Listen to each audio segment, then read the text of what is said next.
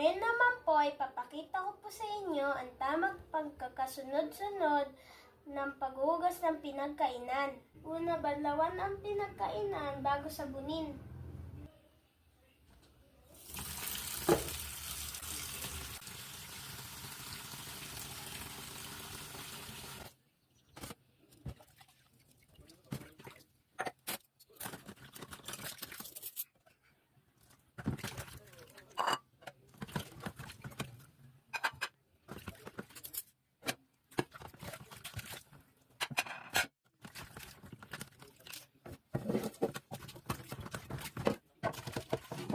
Pangalawa, sabunin gamit ang sponge at dishwashing soap.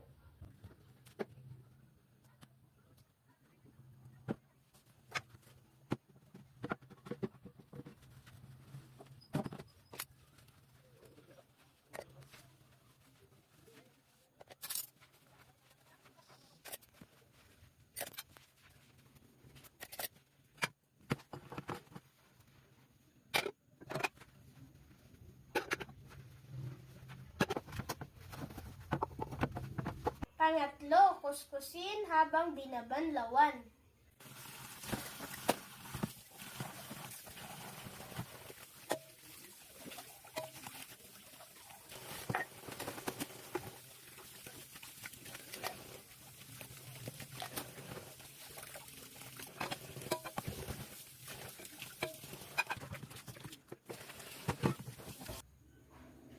Pang-apat, ilagay ito sa dish rack at pabayaan itong tumulo ang tubig.